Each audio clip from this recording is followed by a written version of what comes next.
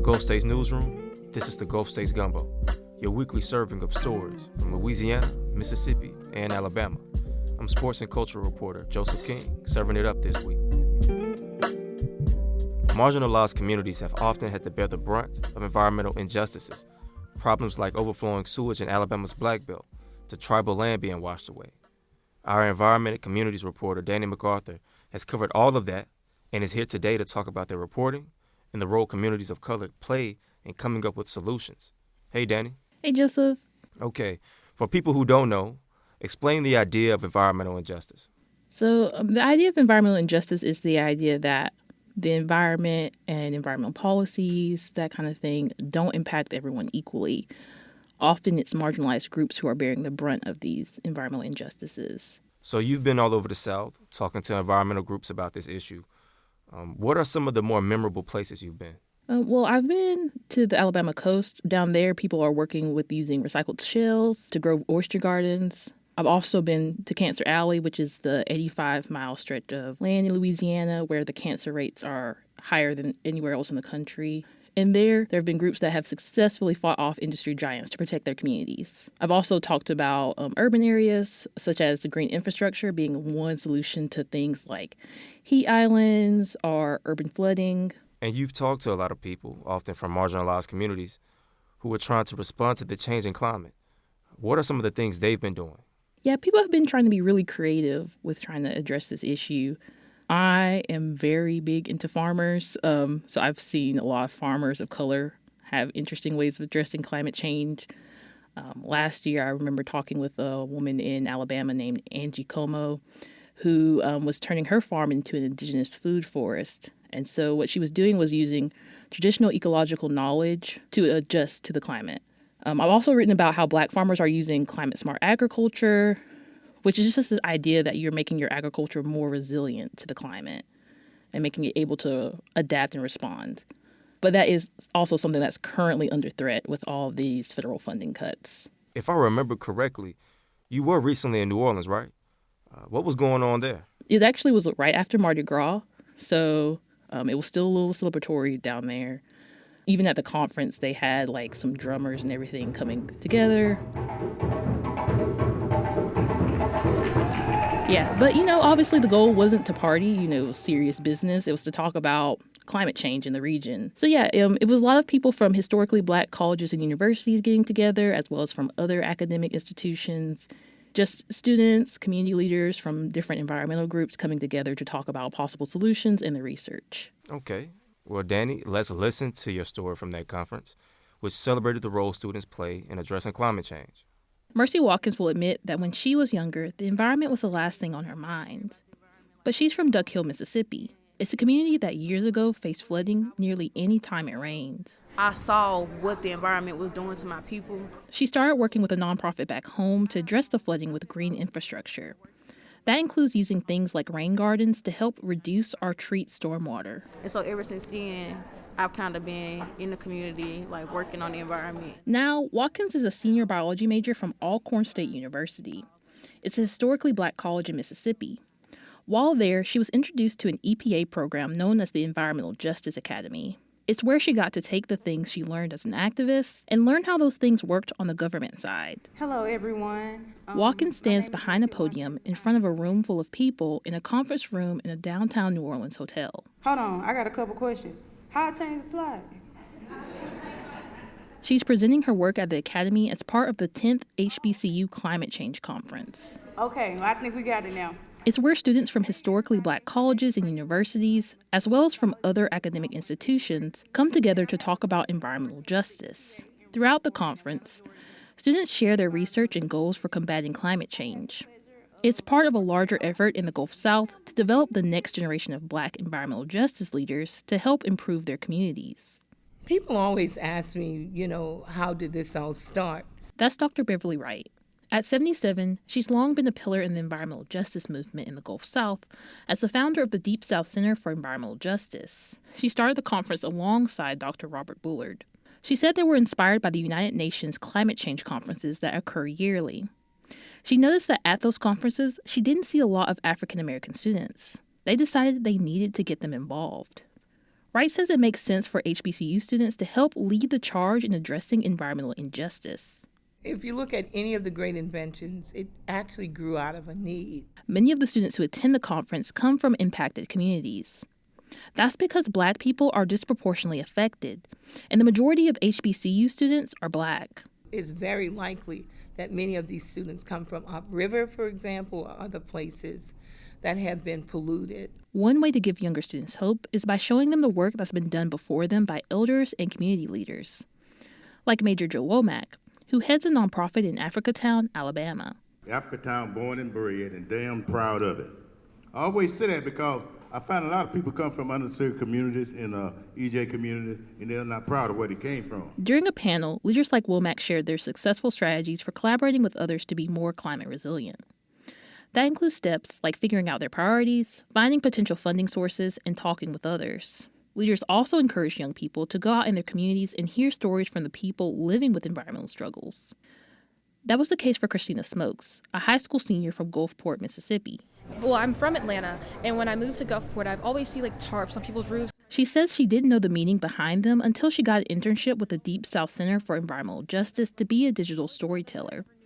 She interviewed people throughout her community. But with this internship, I was able to see that it was from disproportionate funding from the government for home repairs, from hurricane damages or flooding, anything like that. She's at the climate change conference to share what she learned.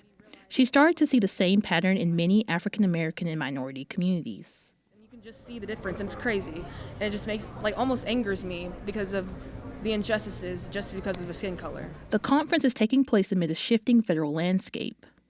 Under the Biden administration, billions were dedicated to environmental justice, most notably through the Inflation Reduction Act. In an executive order, Trump vowed to strip much of it. Wright says the conference is playing the same role it always has, regardless of funding. And that is to encourage students, to mentor them, to make sure they are aware of the problems that exist and to give them hope to continue. This up and down support from the federal government has always been there.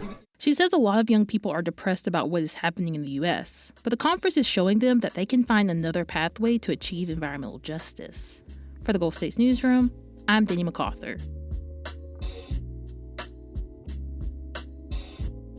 The Gulf States Newsroom is a team of journalists working with NPR and local public media stations in Alabama, Mississippi, and Louisiana to cover the issues that matter to you. Email us, connect@gulfstatesnewsroom.org. This is the Gulf States Gumbo. I'm Joseph King, and I'm here with Danny McArthur talking about their reporting of students researching and finding solutions for environmental injustice. And Danny, I must say, that story was powerful. Even though I'm not no old man or anything, something that stood out was hearing young people take change in their own hands. You know, it's like they had the help from older people, that's great, but seeing the issues and saying, I need to do something about it, that's motivating. Yeah, I also found that pretty inspiring throughout the conference. It was a 5-day conference. And just every day you just hear all these students sharing all this research they're doing and from all over the country. And what's the historical connection between HBCUs and environmental justice? Yeah, so at the conference, they talked a lot about how HBCU graduates conducted most of that early environmental justice research and studies that were happening in the 1970s and 80s. And that kind of laid the foundation for the modern environmental justice movement in many ways. Also, some of the first environmental justice centers in the U.S. started at HBCUs in the early 1990s. One of those early centers was the Deep South Center for Environmental Justice. And when they first started up, they were associated with Xavier University in Louisiana and later Dillard University. They became their own nonprofit at some point, but in the beginning, that academic support was really helpful. Also, Danny, I didn't mention this earlier, but I do want to mention here in Africatown and here in Alabama, just knowing these people from down south and being from down south myself, it adds an extra layer of pride, But I know from other times you've been on the show to talk about your reporting that there's uncertainty around funding for environmental justice groups. What's new regarding that? We have grantees that are being targeted for possible termination. One of those grantees being the Deep South Center for Environmental Justice. Dr. Beverly Wright actually talked about that at the conference, that they were uncertain how the conference was going to happen with some of these cuts. And we were really afraid that we wouldn't have enough money. We don't have enough money. The same way we didn't have enough money in the beginning, but we're doing it anyway. finding ways to support the conference. You mentioned earlier we're at this political moment right now with President Donald Trump cutting back on environmental justice. His administration has already cut environmental justice programs from the Environmental Protection Agency and Department of Justice. How are the people you talk to feeling right now? Are they optimistic or not so much? Well, it was definitely hanging over the conference. At one point, Dr. Wright was talking about how the cuts were impacting the Deep South Center for Environmental Justice, like I mentioned earlier. And she said it wasn't political, it was personal. And she's got a point. Just recently, the Democratic members of the U.S. Senate Committee on Environment and Public Works released a document listing 400 environmental grants targeted for termination. Among those was an $11 million grant that was given to the Deep South Center for Environmental Justice as a community investment recovery center. But the one thing Wright really wanted students to walk away with was that they shouldn't give up just because the federal government has shifted tides. And I'm encouraging students to stay hopeful, to stay steadfast, continue in your work to become the best that you can be, because this is a battle we must win, and we can only win it with young people. Thanks for your reporting, Danny. You spent a lot of time on the road for these stories. Now let's switch gears before we wrap this week's show. You know our segment called Gulf States Gems, where we talk about treasures of our region. Have you found any gems out there? Yeah, so something I like to do whenever I have to travel for a work assignment, or anything really, is I immediately look up the nearest Indian food. Unfortunately, I do like to go to rural areas a lot, so that is not always a possibility. But when it is, I always make a point to order the local Indian cuisine. My personal favorite thing to order is paneer tikka masala. Okay, and if I remember, you're a vegetarian, right? Yeah, that's why I love Indian food, because if they have paneer tikka masala on the menu, I know I'm going to get a really filling meal with lots of spices, and it's usually really delicious. My personal favorite spot is in Starkville, Mississippi, called Flavors Cuisine of India. Me and my wife used to drive up there all the time back when we lived in Tupelo. And I would go there specifically because I would order the paneer tikka masala hot, and they would make it almost unbearably spicy, which is how I prefer my food. And when it comes to Indian food, when was the first time you went to an Indian restaurant?